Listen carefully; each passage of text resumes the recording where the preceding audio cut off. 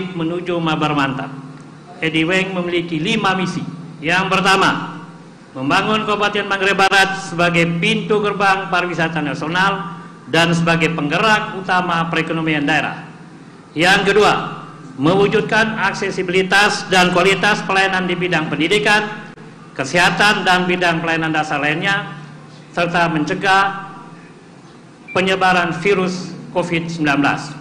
Yang ketiga, mewujudkan daya saing ekonomi daerah. Yang keempat, meningkatkan kualitas dan pemerataan pembangunan infrastruktur yang berbasis kelestarian lingkungan. Dan kelima, mewujudkan sistem tata pemerintahan yang baik dan bersih dengan berbasis teknologi. Untuk mewujudkan visi misi Edi dan Weng, kami mempunyai 5 program prioritas. Yang pertama, ekonomi yang berdaya saing. Ekonomi yang berdaya saing ini dengan cara meningkatkan PAD, dengan cara memindahkan uang dari pulau ke darat, dengan cara pertama, membuat yang namanya spot-spot baru pariwisata yang ada di darat, atraksi budaya, agrowisata, serta membangun pertanian berbasis zonasi. Di samping itu kita akan mendorong optimalisasi peran Perumda untuk mengelola seluruh aset-aset strategis yang dimiliki oleh kabupaten ini. Yang berikut, kita akan menggunakan pola pinjaman daerah atau program PEN sebagaimana yang telah dikeluarkan oleh Pak Presiden Republik Indonesia. Cara pembayaran kita akan menerapkan yang namanya e-money. Yang kedua, mewujudkan SDM unggul. Untuk bisa mewujudkan SDM unggul itu ada 2 hal. Yang pertama, sektor pendidikan. Sektor pendidikan yang harus dibenahi, yang pertama adalah memperhatikan nasib guru komite yang berjumlah 2.688 orang dan diberi gaji 800.000 per bulan, serta menyiapkan asuransi kesehatan dan asuransi tenaga kerja. Yang berikut, kita akan menyiapkan infrastruktur gedung sekolah dan fasilitas lainnya, dan menyiapkan beasiswa bagi siswa yang berprestasi, termasuk siswa yang dari keluarga tidak mampu, dan akan menyiapkan perpustakaan digitalisasi. Yang kedua adalah sektor kesehatan. Sektor kesehatan ini kita akan memperhatikan, yang pertama, menyelesaikan pembangunan rumah sakit umum Komodo. Yang kedua, memperhatikan nasib para tenaga sukarela yang selama ini tidak diperhatikan. Ada 293 orang dan akan diberi gaji 800.000 per bulan, serta menyiapkan yang namanya asuransi tenaga kerja. Yang berikut adalah pemerintahan yang bersih. Untuk mewujudkan pemerintahan yang bersih ini, Edi dan Weng menciptakan sebuah aplikasi teknologi, menandatangani fakta integritas, infrastruktur yang baik, dan lingkungan yang sehat. Terima kasih. Mari beri tepuk tangan yang meriah buat paslon nomor urut 3. Berikut pemaparan visi misi paslon Bupati dan Wakil Bupati Kabupaten Manggarai Barat nomor urut 4, Bapak Andre dan Bapak Anggalinus. Kesempatan 5 menit dimulai dari sekarang. Silakan. Oke, terima kasih. Selamat siang semua. Yang saya hormati seluruh penyelenggara pemilu, baik dari KPU maupun Panwaslu. Yang saya hormati teman-teman pasangan calon dan seluruh tim kerja, semua paket, teman-teman media, singkatnya sidang demokrasi yang saya kasih dan saya cintai. Tentu paket AG punya misi, mari bangun bersama rakyat menuju Manggarai Barat sejahtera. Karena semua impian masyarakat adalah sejahtera. Yang kedua, dijelaskan dalam visi, dalam misi. Ada 2 sebetulnya misi besar kita. 1, mencerdaskan kehidupan rakyat. Yang kedua, mensejahterakan rakyat. Baru diimplementasikan dalam 10 program kerja, di mana dalam 10 program kerja ini juga mencakup 3 komponen yang bangun semua daerah atau bangsa, pemerintah, dunia usaha maupun rakyat. Tentu pada poin pertama kita bicara reformasi birokrasi dalam rangka mewujudkan pemerintahan yang baik dan bersih. Paket AG konsisten memperbaiki tunjangan penghasilan, bukan gaji, perbaikan tunjangan penghasilan dalam rangka etos kerja pemerintahan yang baik. Yang kedua, juga di situ kita perbaikan penghasilan aparat desa, dari kepala desa sampai seluruh perangkat otonomi desa. Juga kita naikkan anggaran dana desa yang sekarang mungkin hanya 7-8%, kita naikkan 12,5 sampai 15%. Tujuannya agar desa bisa mandiri, bisa kerja dengan sendiri. Dengan peraturan bupati, setiap desa dari 169 desa bisa aspal jalan desa senilai 169 kilo per tahun. Berarti kalau 5 tahun kurang lebih 900 kilo. Kalau tambah dengan aspirasi dewan, 30 saja dewan kali 3 sudah 300. Ini real pada poin kita, poin pertama. Yang kedua, penataan kota Labuan Bajo menuju kota internasional. Tentu ini nanti menjadi smart city. Dan kita berterima kasih kepada pemerintah pusat atas perhatiannya. Labuan Bajo pasti 3 tahun yang akan datang terwujud kota internasional. Yang ketiga, penguatan infrastruktur dasar. Kalau ini standar, ada musrenbang, ada keputusan dewan, itu sudah normatif. Yang keempat, pembangunan rumah adat dan rumah-rumah ibadah secara bertahap dari APBD. Ini kita lakukan menghindar kejadian-kejadian pemerintahan sebelum. Nunggu pemilu baru rakyat disumbang, sumbang sing, sumbang beras, dan seterusnya. Kita harus melalui suatu program konkret bahwa rakyat adalah tujuan utama demokrasi. Maka dari rakyat, oleh rakyat, untuk rakyat. Yang kelima, penguatan sektor pertanian, perikanan, pariwisata, UMKM. Ini juga jadi catatan. Salam kepada saudara-saudara saya, seluruh masyarakat Manggarai Barat. 80% masyarakat Manggarai Barat petani, nihil dengan anggaran hanya 0,83%. Oleh karena itu tekad paket AG akan menaikkan anggaran pertanian nelayan sampai dengan 10-15% tiap tahun. Yang berikut, prioritas pengangkatan tenaga honorer untuk menjadi PNS. Ini juga jadi komitmen kita, karena pekerjaan pemerintah pusat hanya mengeluarkan formasi dan memberi NIP, yang bayar gaji adalah orang daerah. Dengan adanya keputusan pemerintah pengangkatan P3KD, ini juga salah satu solusi untuk teman-teman yang honorer. Yang berikut, bebas biaya BPHTB, termasuk sertifikat tanah masyarakat miskin, karena ini juga salah satu nawacita Presiden. Juga bebas seluruh perizinan guna menunjang Labuan Bajo menjadi Bali Baru. Oleh karena itu komitmen paket AG ini menjadi komitmen yang serius. Bagaimana pendapatan daerah bisa bertambah kalau perizinan dipersulit. Yang kedelapan, bebas biaya pendidikan dari SD sampai SMP. Ini komitmen, karena ini harus kita siapkan. Yang kesembilan, beasiswa bagi anak-anak Manggarai Barat, 50 per tahun, 10-nya dokter, tapi khusus anak petani nelayan. Karena tahun depan Manggarai Barat, rumah sakit akan dibangun kurang lebih tambah 200 kamar menjadi rumah sakit internasional. Kalau dokter anak Manggarai Barat nggak ada, terus mau dikemanakan? Jadi penonton premium yang kita rasakan sekarang. Yang ke-10, program bantuan bagi usia lanjut, 200.000 per bulan bagi seluruh orang tua saya yang umur 60 tahun ke atas. Ini kebijakan kita ambil karena Bapak Ibu adalah pahlawan daerah, pahlawan keluarga yang patut kita hargai. Saya pikir itu saja yang menjadi poin penting dari paket AG. Salam sejahtera untuk seluruh masyarakat Manggarai Barat. Terima kasih. Mari kita beri tepuk tangan meriah. Terima kasih kepada paslon nomor urut 3. Nomor urut 4. Demikian rakyat Manggarai Barat telah mendengar dan menyaksikan pemaparan singkat dan sistematis visi misi keempat paslon bupati dan wakil bupati. Pemaparan keempat paslon sangat penting untuk mengantar kita ke pendalaman visi misi di segmen kedua setelah jeda iklan berikut ini. Halo teman pemilih. Tahu nggak sih, ada 12 hal baru saat kamu mencoblos di TPS. Apa aja sih? Yuk cari tahu. Pertama, pemilih yang datang ke TPS wajib pakai masker. Kedua, jangan lupa jaga jarak ya.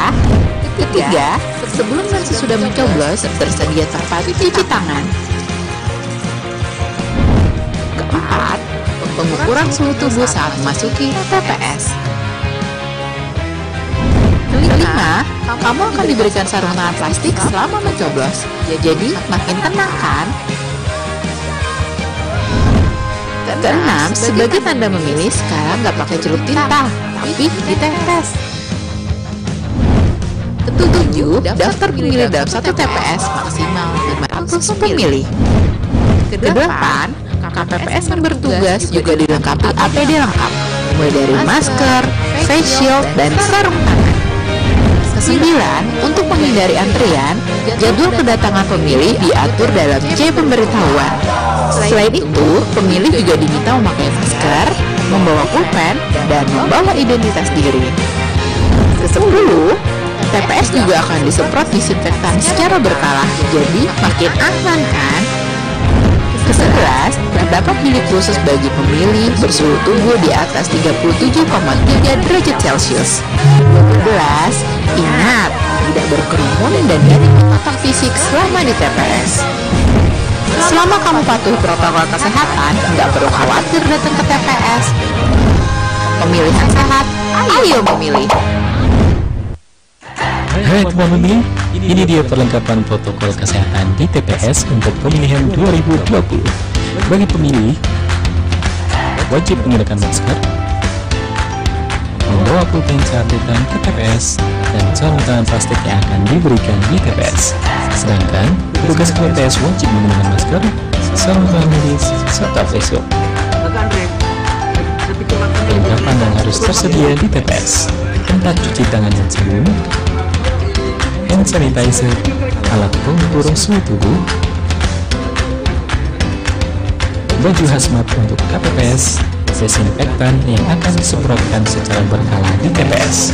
Jika suhu tubuh pemilih 37,3 derajat Celcius, terdapat bilik khusus, tempat sampah, tempat tetes yang akan diteteskan di jari sebagai tanda sudah memilih. Jadi, tak perlu khawatir untuk datang ke TPS. Pemilihan serentak 9 Desember dengan protokol kesehatan yang ketat. Bawa KTP, alat tulis, dan masker. Dilarang membawa anak-anak. Datang sesuai jadwal yang tertera pada C pemberitahuan. Cuci tangan 20 detik, cek suhu tubuh, isi formulir kehadiran, dan gunakan sarung tangan. Tunggu giliran untuk mendapatkan surat suara. Setelah selesai menggunakan hak suara, buang sarung tangan. Kemudian petugas meneteskan tinta ke jari tangan. Terakhir, cuci tangan lagi sebelum pulang ke rumah.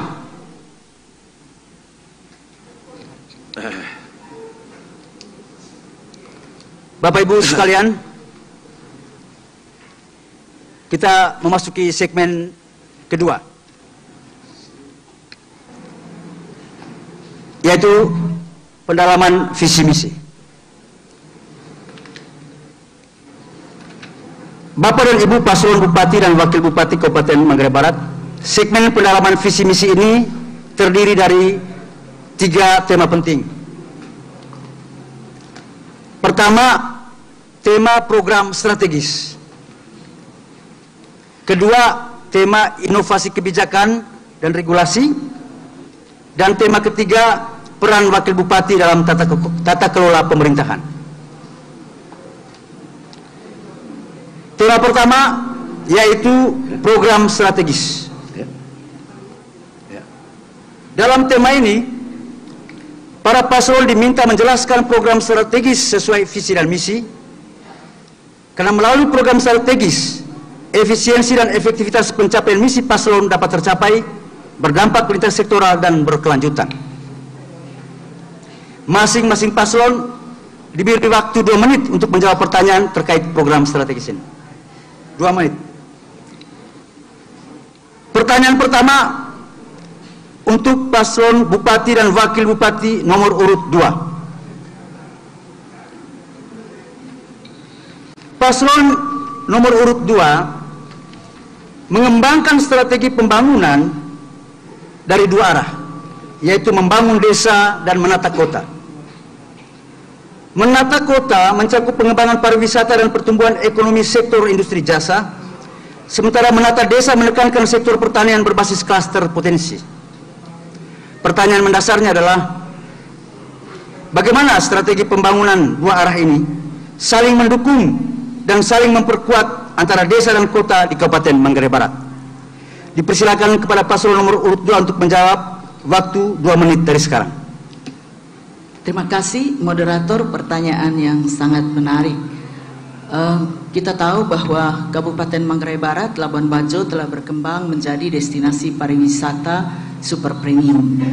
Di satu pihak tentu pembangunan Labuan Bajo ini akan berkembang sangat pesat, terutama di sektor pariwisata dalam hal kuliner, kemudian UKM dan juga sektor-sektor real. Di lain pihak bahwa masyarakat kita terdiri dari masyarakat petani yang mayoritas 70% lebih hidup di pedesaan yang mengandalkan kehidupannya dari tani, ternak, dan nelayan. Untuk bisa memanfaatkan kesempatan ini, maka tentu kewajiban dari pemerintah adalah bagaimana memberikan dukungan terhadap produk-produk pangan yang disiapkan oleh masyarakat ini bisa diterima di pasar pariwisata. Misalnya dengan prinsip safe from farm to table, sebagaimana prasyarat mutlak yang harus dipenuhi oleh destinasi pariwisata premium. Oleh karena itu, kami pemerintah ke depan harus menyiapkan aturan-aturan yang bisa melindungi mata rantai supply chain agar di satu pihak petani bisa memasarkan produk-produknya dengan baik tanpa ada penolakan atau resistensi di kota.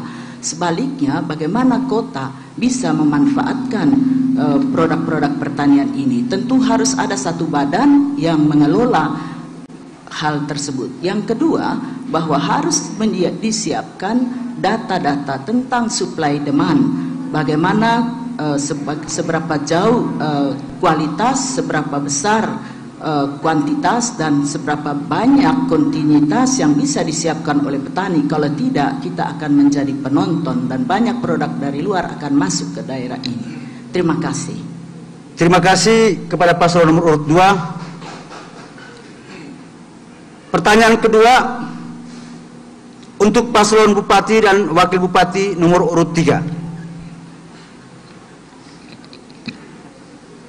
Dengan visi mabar bangkit menuju mabar mantap, paslon nomor urut 3 menempatkan pariwisata berkelanjutan sebagai penggerak utama pertumbuhan ekonomi daerah sebagai satu dari 5 misi.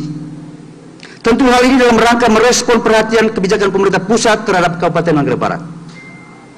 Pertanyaan pentingnya adalah, apa program strategis Bapak berdua dalam merespon perhatian pemerintah pusat pada sektor pariwisata Labuan Bajo yang dapat berdampak pada pengembangan sektor pariwisata di desa-desa dan pemerataan pertumbuhan ekonomi di desa?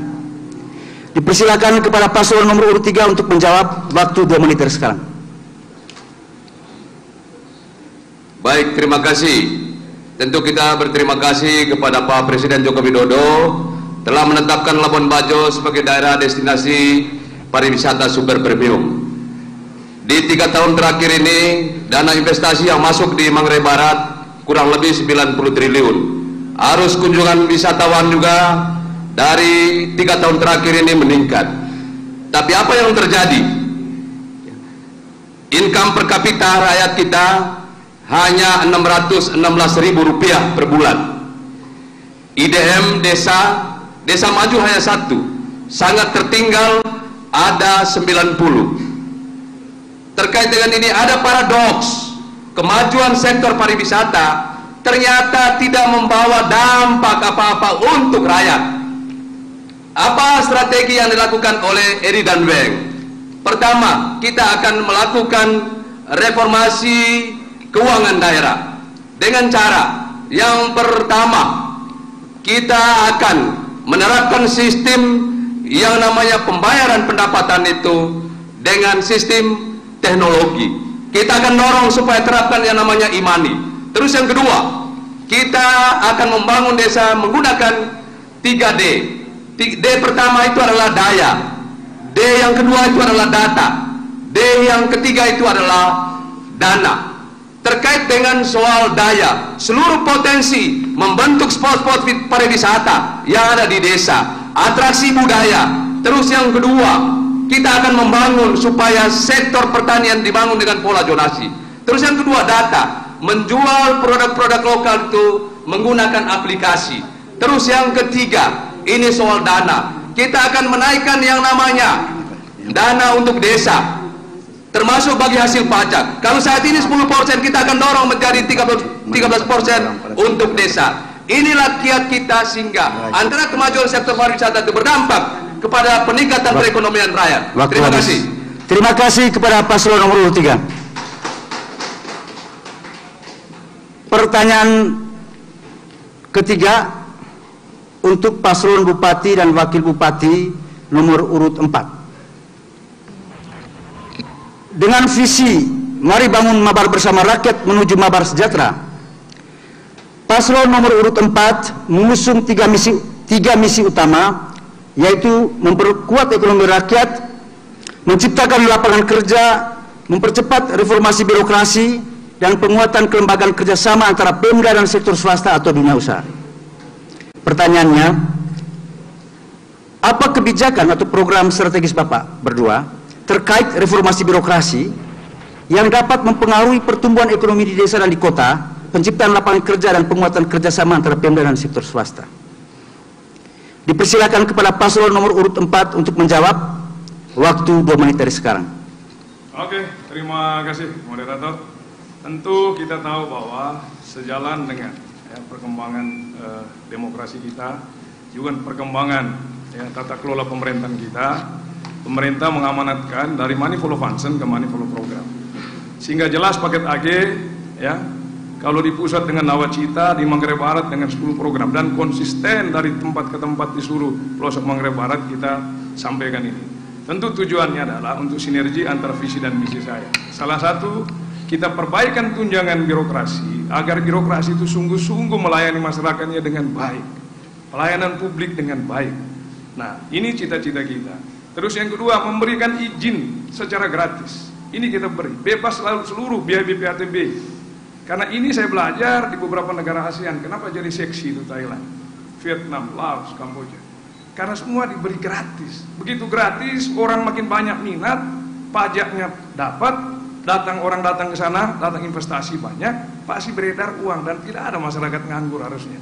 Oleh karena itu, kepada saudara-saudara saya, anak-anak muda Manggarai Barat, tolong kita sama-sama. Ya. Terus bagi adik-adik saya juga yang duduk di bangku SMP, harus beralih ke SMK karena kamu adalah bisa. Nah, ini juga visi pemerintah pusat harus diterjemahkan oleh paket AG di tingkat daerah tentunya. Ini dalam rangka untuk mendorong, mempercepat ekonomi masyarakat, mempercepat daya saing usaha, supaya jangan jadi penonton orang-orang lokal. Kita memberi sertifikat juga secara gratis. Karena kalau ada izin gratis, sertifikat gratis, bisa utang uang di bank. Makanya jangan mimpi jadi pegawai harusnya, mimpi jadi entrepreneur. Utang adalah gaji bayar di muka. Ketika jadi pegawai 30 hari baru dibayar, susah lagi 15 hari. Berarti 15 harinya harus kita isi kembali. Tentu itu niat dan konsisten paket AG untuk masyarakat Manggarai Barat. Terima kasih. Selamat siang. Terima kasih kepada paslon nomor urut 4. Dengan demikian telah berakhir tema 1 dalam segmen 2. Bapak Ibu sekalian, mari kita beri tepuk tangan yang meriah kepada keempat paslon kita. Satu lagi. Paslon 1. Oh, mohon maaf. Ada catatan yang keliru di sini. Sengaja. Mohon maaf. Bapak Ferdi dan Ibu Rizky, mohon maaf. Iya. Panas Labuan Bajo. Pertanyaan keempat untuk paslon bupati dan wakil bupati nomor urut 1. Dengan visi Manggarai Barat yang makmur, paslon nomor urut 1 menerjemahkan visi tersebut ke dalam 6 misi utama, 54 bidang urusan, 303 program. Dari ke-6 misi tersebut, Bapak dan Ibu paslon menyebutkan revolusi Triple T dan JAL sebagai misi pertama.